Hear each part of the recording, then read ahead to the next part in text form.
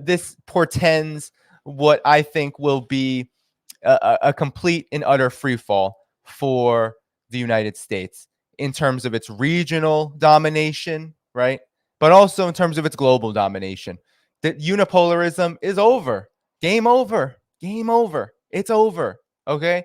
The only thing that's left is for the United States to crumble, to fall, and to have whatever militarism that it can cling to, whatever financial manipulation it can cling to, that is going to continue, and that is going to make a lot of people suffer, but it's not going to change the fact. You can lie, you can steal, you can cheat all of you want. You can hurt people all you want. You can destroy people's lives. You can destroy entire countries. But it's not going to change the fact that it's game over for U.S. hegemony. Both things can happen at the same time. So the Duran had a good commentary on this that I want to play, because they talk about the significance of this happening in China, the significance of the Saudi-Iran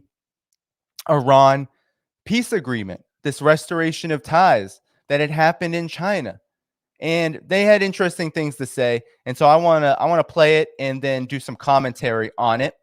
Let me pull that up for all of you. All right, so here we go. It's about 4 minutes long. We're going to go here, and then I'll pause for commentary. So here we go.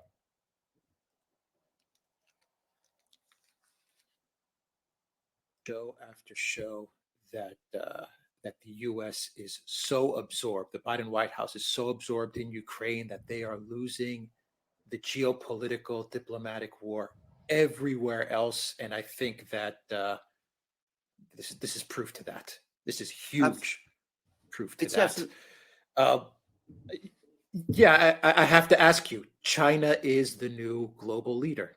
Yes. I mean, is that a correct statement to make? They are the new global leader. All countries now are going to be looking towards China, perhaps maybe even Israel, dare I say. Perhaps maybe even Israel may be saying, Netanyahu may be saying, things are changing in the world, and maybe we need to rethink our position here as well. And the China-Russia alliance, this is proof that it is changing the game in the Middle East. I mean, they may have unlocked a way forward for some sort of peaceful coexistence in the region. Case in point being Yemen. Yes, absolutely. And then you have to ask the question: what does this mean for the petrodollar, BRICS, the SCO, all these things? I mean, I just want to say that the Biden White House is, you can't say sleeping. You would probably say they're sleeping, but they're not. They're completely obsessed and absorbed with Ukraine. And they're the ones that are always talking about hybrid wars. We're going to do hybrid wars in Georgia and in Moldova. Meanwhile, we have the deal of the decade brokered by China. So that's exactly right. That's exactly right. I mean, I think this point of the United States being obsessed with Ukraine is exactly right. Because this is what happens when you get yourself into a quagmire. The United States is in a quagmire in Ukraine. It can't win the conflict, all right? We have to just get that out of our head, that there's some ability for the United States to win that conflict. They can't. They're not going to get what they want, which was to weaken Russia. Russia's not weaker. Russia's only getting stronger because now it is in an existential war. It is in a war for what they would consider a patriotic war, a liberatory war, one that they cannot lose. So the United States basically saying, we're going to go all in on Ukraine. We're going to throw everything that we have, that NATO has, into Ukraine, has indeed allowed itself to be more and more vulnerable to these changing headwinds globally, which is multipolarity. And I would argue that this was happening well before February 2022. that the United States had already lost much of its legitimacy worldwide. But the Ukraine conflict was the straw that broke the camel's back. It broke the world order in such a way where it was obvious to much of the world, that vast majority in the global south, that the United States, that NATO is the problem. That's why you had signs of Putin in Iraq, in Egypt, and other places. That's why you've had so many countries, even US aligned countries, even countries that in the past may have diplomatically said, okay, we're with you, NATO, we're with you, United States. Not even Turkey is willing to go 100% with what the United States is doing. And Turkey's a NATO member. So you have things unraveling because these sanctions, this conflict, it is an absolute nightmare for the world. And everyone knows who done it. Everyone knows who done it, and it's the United States. And that's why they're losing. And that's why China is gaining. And China should rightfully gain from this because it's not China that's causing these problems. Absolutely, you're completely right, and absolutely, I mean, there's, you're totally right in what you said. Now, for decades, especially in the Middle East, when it came to mediation, the United States was the only game in town. I mean, you have to go all the way back to 1965 when there was a conference in Tashkent when the Soviets brokered a truce between India and Pakistan during one of the various Indo-Pakistani wars. And that was only a temporary thing, by the way. It didn't really hold. Whereas this looks like this is much more solid and much more real. The Russians, of course, also came to kind of agreement with Turkey and Iran, the Astana process, to settle the situation in Syria. But these Russian brokered deals, I mean, they're not epochal like what we've just seen China achieve between Saudi Arabia and Iran. I mean, no way. So this is, as you absolutely rightly say, it is China becoming a world leader, a global leader. It is, if you like, the moment when China seized the initiative and established itself as,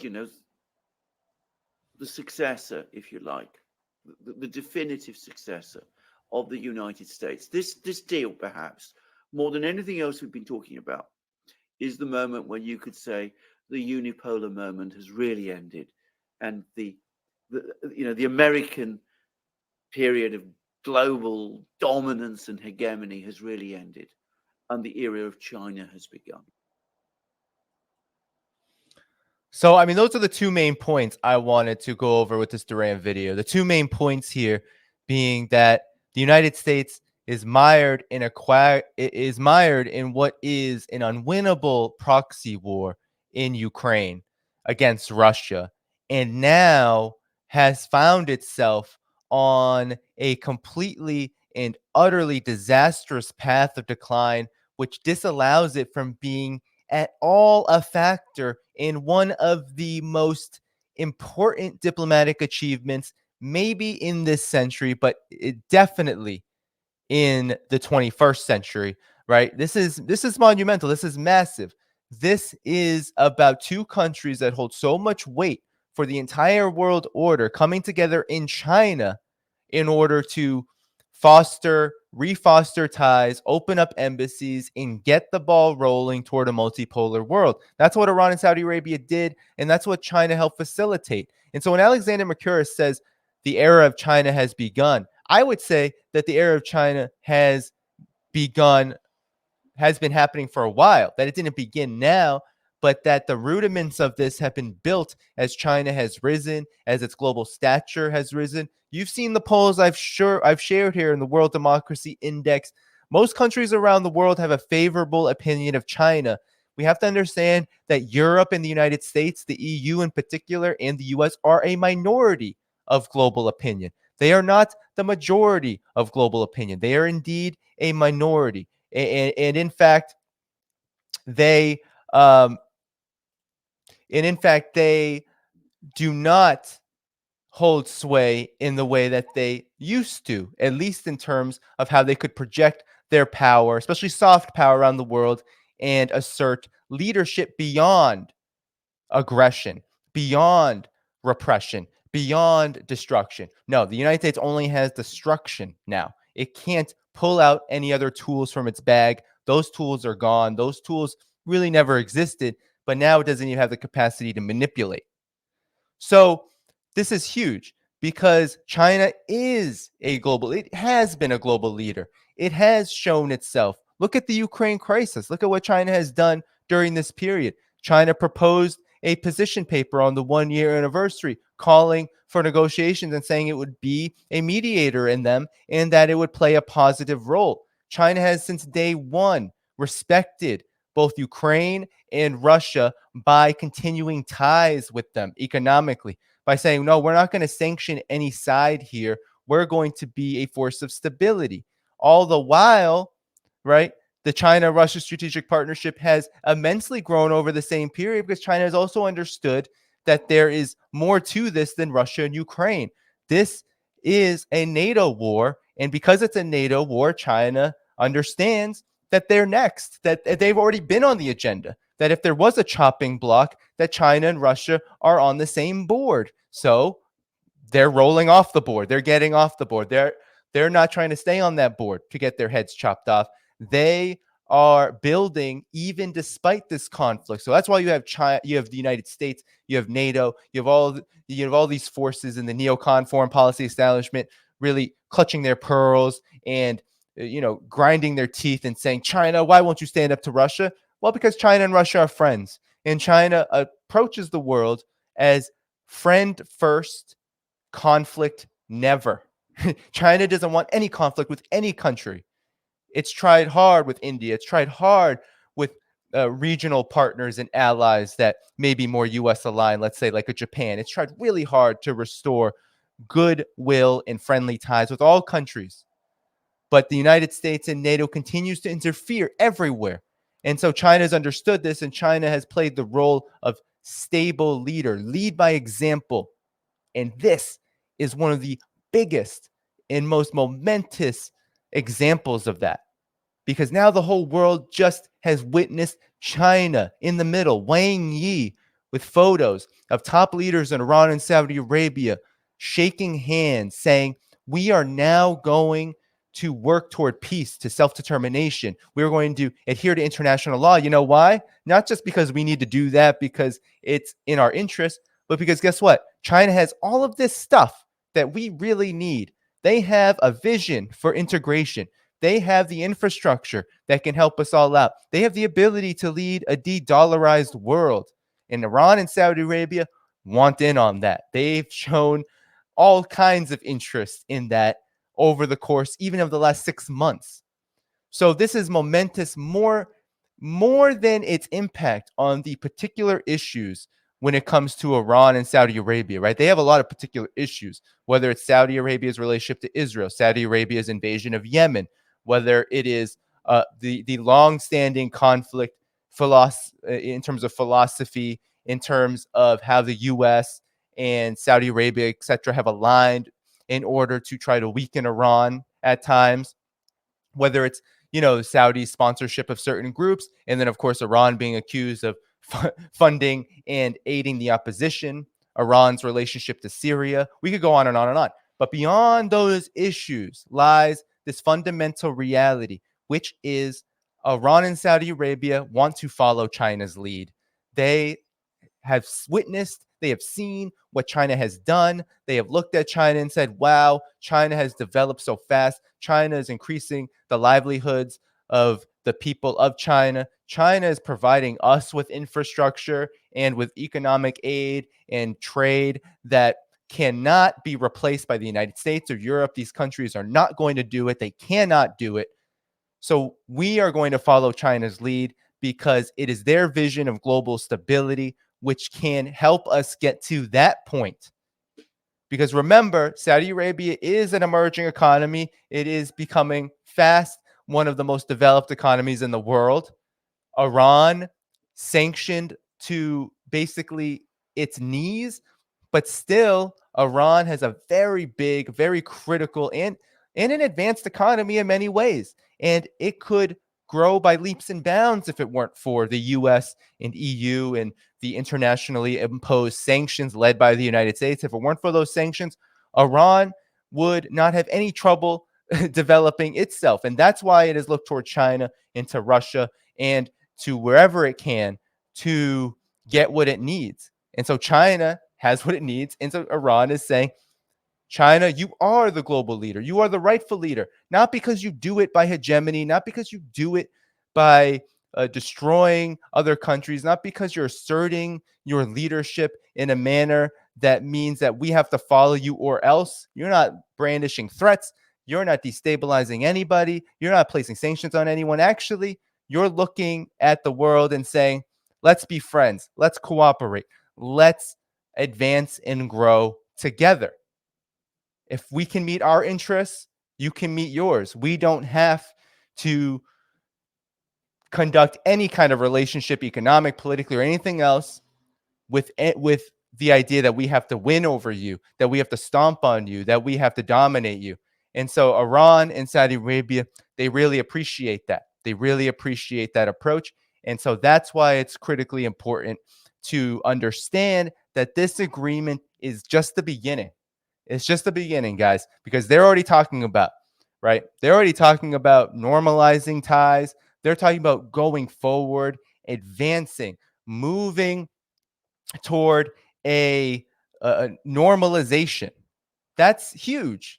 If these two countries normalize, I said it was game over for U.S. hegemony. If they normalize, it's worse than game over. It means that the United States could soon find themselves ejected from the region, meaning that you have Saudi Arabia now normalizing with Iran. Turkey is going to react. Turkey has already been showing that it's more than willing to possibly normalize with Syria and get to the business of peace there. If you have all of these countries, right, that have been at odds end with each other, literally at war at times, because Iran and Saudi Arabia have clashed in Syria, because Syria and Turkey have clashed because of the war on Syria.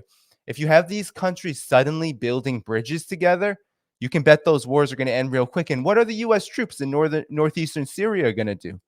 What is the U.S. presence in Saudi Arabia going to do if Saudi Arabia doesn't have the same narrative? Oh, the Iranians are going to do this, or oh, they're going to do that. What are they going to do with all that? Does Saudi Arabia need that same kind of military aid? Perhaps it needs some to defend itself from maybe its own internal issues, but its presence and its influence will likely decline. So this is momentous. This is China completely undermining U.S. hegemony without even trying. China is just doing what it feels it's best for itself and the rest of the world. And this is just logical. This is just smart. This is just what real leaders do worldwide. They look at international law. International law says, diplomacy is the best way to resolve issues. And with China's growing economic stature, with its influential political and economic system, with its rapid growth and soon to be largest economy in the world, with all of this in its bag, and you have these international projects, these global multilateral projects that China is leading, with all of that, the Belt and Road Initiative, Shanghai Cooperation Organization, the BRICS Plus, China is the legitimate world leader, and that should not be disputed. And it also shouldn't be opposed, because we have way too many people who are not happy about this. And it's not just the elite in the collective West in the United States. It's everyone that has had to hear for the last decade, arguably, if not for decades now, that China is evil, China is your enemy, China is this and China is that. The fact of the matter is that Russia and China are leading the same global movement. China and Russia have differences internally, but they're leading the same global movement. Their strategic partnership, the strategy is, we're going to build bilateral ties and we're going to aid the multipolar world. That's the multilateral ties. That's the development of institutions, organizations, a foundation for independence, real sovereignty, in the ability to assert the UN Charter in a manner that's never been possible before, because the United States and its vassals have done everything they can to trample on it, to destroy it, to obliterate it. So that's why this is massive. It is a major victory for peace, and we should all be, honestly, we should all be happy. We should be excited. I saw some people on Twitter say, should I be excited about this? Yeah, yes, you should be. You should be excited for this because what it says, what it means is that the multipolar world is not just accelerating, but it's already here. And because it's already here, you're going to see a lot more of this. And we have to be ready to approach, broach, understand, and ultimately be able to, to mobilize, to do something about the reaction to this. Because countries like US and Israel and NATO, they don't just sit down. They're going to continue to try to undermine this. They're going to try to make sure that the fruits of these agreements cannot be enjoyed. But I think they'll fail anyway.